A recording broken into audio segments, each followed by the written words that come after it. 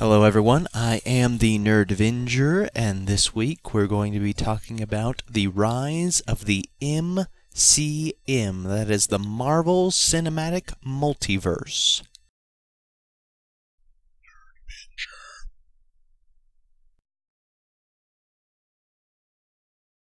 So for the past 20 years, we've been seeing some of our favorite Marvel characters on the big screen, and it's been fantastic in most regards. However, in 2008, we really got an incredible view at what they are capable of doing with the MCU.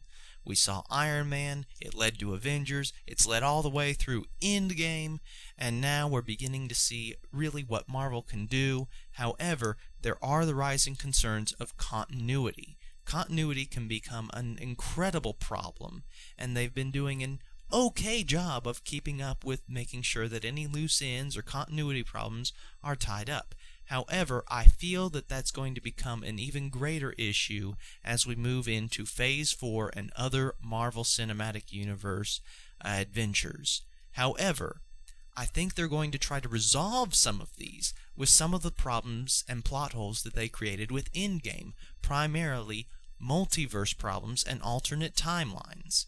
Now these we're even beginning to hear some rumors of, with the return of Tobey Maguire, possibly the return of Hugh Jackman as Wolverine, and Professor X, played by Sir Patrick Stewart. Now I don't think that we're going to see a MCU-specific film that stars Hugh Jackman and Professor X, Picard, anytime soon. I think they're going to pick their own actors for their own rebooted X-Men franchise. But I also think they're going to leave the door open for at least a cameo, if not further sequels, of the original Marvel Fox X-Men crew. I don't think that'll go too terribly far, given that Hugh Jackman and Patrick Stewart said that they weren't interested in doing more films, especially after Logan, but, hey, money.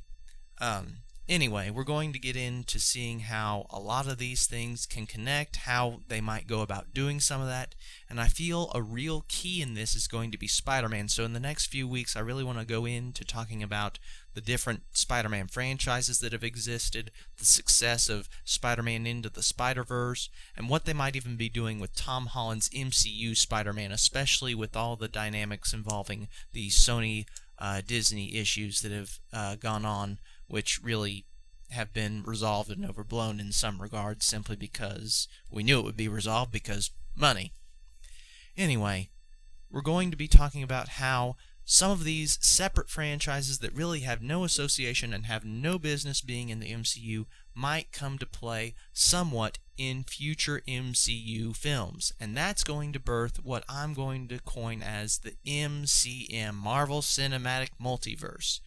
That's where they can take all these franchises, say they're connected in some big multiverse connection. In fact, we know that it's just where it's branded under the Marvel label with Marvel characters.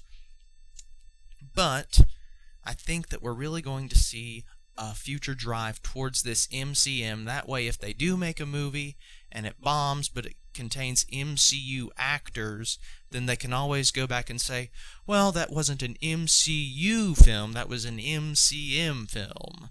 It wasn't part of our base continuity of the Marvel Cinematic Universe. It was a separate one. It was from an alternate timeline, alternate universe, and even though it had some of the same actors playing the same character, it was a different universe or timeline altogether. So don't worry, it doesn't matter because you hated it.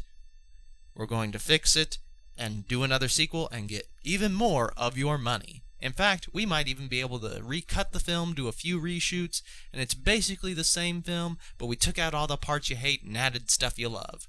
So, as we continue, like I said, we're going to be focusing on Spider-Man. Next week, hope to talk to you a bit about Spider-Man 4, hopes, expectations, disappointments. Thank you, Nerdvenger. Out.